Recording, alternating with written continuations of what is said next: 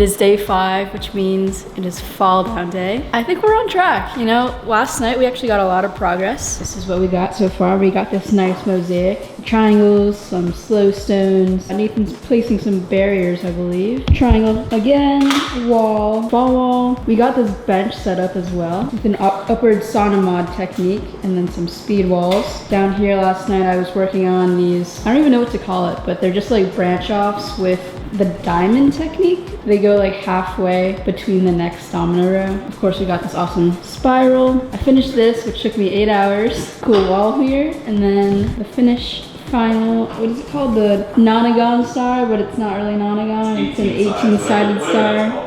We're just gonna fill up some space over here and then a little bit over here. Maybe put the start in this front area and we should be good. We're also having a live fall down. Like some of Nathan's friends are coming. It's gonna work though, right? What do you mean it's gonna work? Like the project? Oh yeah, the project's gonna be perfect. I think it'll work. You never really know what's gonna go wrong. Nathan, what are your favorite shapes? The triangle and the hexagon. I like doing stuff that's at like a 60-degree angle. In my last project, I did a similar one of these, but it was just instead of hexagons, I just used like rectangles because this shape is really arbitrary. The trick is like, it's basically a big split. So you just, you know, do this and then it like automatically links it up at 60-degree angles for whatever other shape you want to do. Where does it start? So it starts at this one. These 4 are taped together and it's just gonna basically split to 2 and then these 2 split into 4 more. So there will be 7 total hexagons, 3 total triangles. That's a really cool like arrangement of colors too. Thanks. Yeah, just as to match the board up there. This section will be kind of themed around this. All of these shapes are unique. Or not shapes, but like color arrangements are unique, but using the same, what, like 5 colors? Technically 7, because yeah, there were 7 on this board. Oh, okay. So I'm using 7 in this. The only one that's gonna repeat is this one here, which will be purple on the outside, black on the inside, because there are 7 hexagons and 6 colors, then 7 with the white. That'll be fine. They're in like different positions, so it works out. This is like a classic MarDominoes thing right here. Yeah, like shapes with a border and another color. Yeah. As we see here and here. To get over here, you kind of have to walk over everything very carefully. Good thing I'm small. Over here, I'm working on, I don't really know what this is. It reminds me of some sort of like microorganism, but I wanted to freehand something and I just made this random shape. And I'm like, all right, I have this. Looks kind of weird there. So maybe I'll do another one right here and then maybe another one over here. And then that'll make it less weird because it'll kind of be like its own section of random free-form shapes. And then over here, there's this 3-foot board that I'm gonna put on top of here. And that'll be like a giant bridge to go over. So it'll connect from here, do the freehand stuff, go over the bridge, and then eventually go on this bridge, which will lead to Nathan's section over here.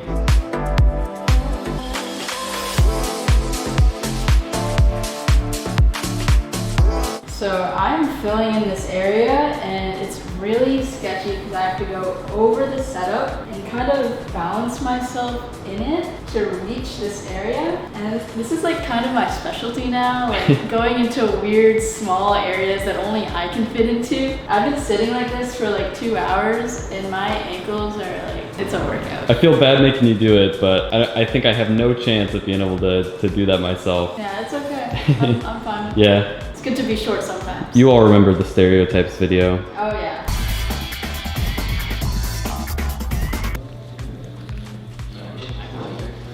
Lily, Really? I can't reach. I can't get in there. You're always sending the short people. Don't make too many safety gaps though.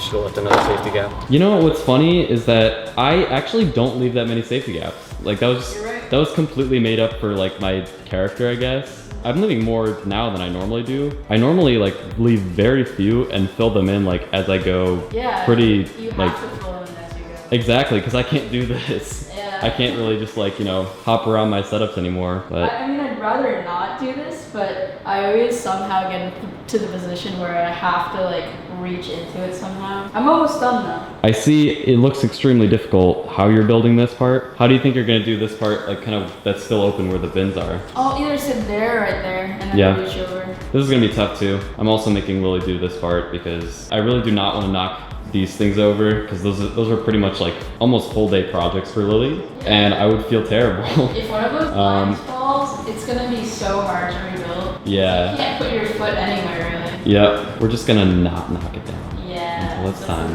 There's also no safety gap anywhere. No, there's not. It's pretty much impossible to leave a safety gap there. Okay, this section is filled with Dominoes now. We got a clear line that goes underneath the bridge, which will probably go to another one of these like microorganism things down here, then connect to this one, and then this one, and then it's gonna go over the bridge on this speed wall, go back down, and then eventually go to that bridge. But I'm very glad I don't have to be like in the setup anymore. I'll probably build this one like this with one leg here, one leg here, just kind of folding like this over the triangle. I have to do some repairing over here. What happened? I was building on that staircase, and as I was doing the line that leads up to it, the corner of my hand bumped the staircase and knocked the top one down. Oh no.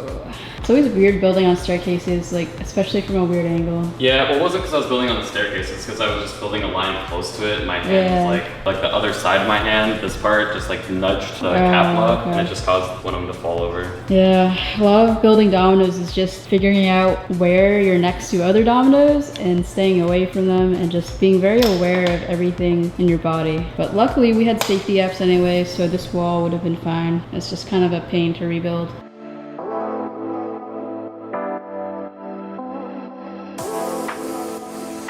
All right, what are you working on, Nathan? Right now I'm just kind of filling space over here, and I'm weaving some tricks into it. So we have the tic-tac spiral. We have these stacked dominoes. This is one of my favorite tricks. Basically just the dominoes like spill onto each other. They're like already leaning off of the dominoes, so it's like easy for them to fall. And then this trick will connect to here, which connects to that and then to the end. And then this is kind of where this section is starting. That'll loop back around and connect to this clear bridge. So then I can fill the bottom half of this spiral with the fire colors, right? Yes. Awesome. I think that'll look good having like a bunch of sections around the whole spiral. Yeah, totally. And I don't know why, I just really like the fire colors, like red, orange, yellow. Nice. It looks really bright. It has a lot of like contrast, especially with the black and white over here. I think it's gonna look good. All right, so we have about 2 hours left, a little over 2 hours. We filled pretty much the entire space. Now we're just working on extra stuff in the front, and then we'll have some people come over, but it's looking pretty good. Are you nervous at all? I'm not feeling too nervous. I'm kind of just right now thinking about what we're gonna do for the beginning. Right, we need a way to start it. Yeah, so probably just a few more squiggly stuff around here, and then we can just,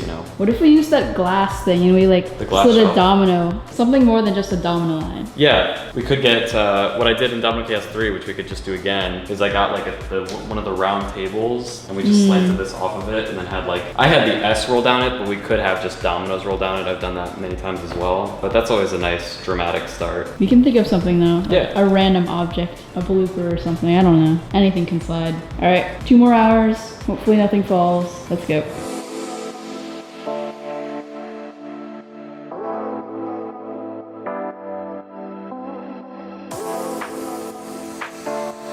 We're like probably 20 minutes away from finishing, maybe less, but I finished this fire section, so now it's connected to the sideways dominoes, goes all the way down here, just a nice free-handed section below the spiral. And then I also connected this trick with the blue and green wavy lines. And originally I was gonna just do like a squiggle line of blue, but I was like, all right, how can I make that even more interesting? So then I just decided, okay, maybe I'll double up the line, and then, oh, maybe I'll just have it like an inch further from the line, so it kind of like bows out, and it actually makes this really cool effect and pattern. And you can like repeat that and put like the green on the other side, and then on the left side, and then right side again. But that's just something like, if you want to take your setups to the next level, just always think, all right, it starts with something basic like a domino line, and then you just shift something or add a color or make a split off, and then that just kind of leads to a whole slew of ideas. And over here, we're now connecting the bridges. And Nathan, do you want to explain the start? Yeah, so basically this was a nice way to get some of my like iconic stuff in here. But it starts on this table with the white domino. It'll snake around here. These capla hit these black dominoes, which will push these blocks that are just barely sitting on the edge. And these will slide down this glass shelf,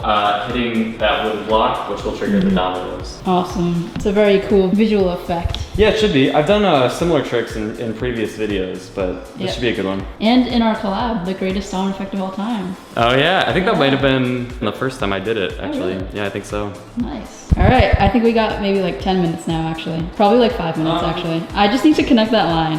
Yeah. That's literally it. All right, we've finished this setup. Oh my, look at this. The Son. All right, so now we're gonna go through the whole setup in detail and look for any risky parts of it. See if we need to modify it because we don't want any fails. Filling in the final safety gaps. All right, so we checked through the whole setup. I don't think we made any changes, did we? No. No, all right, we're gonna hope for the best.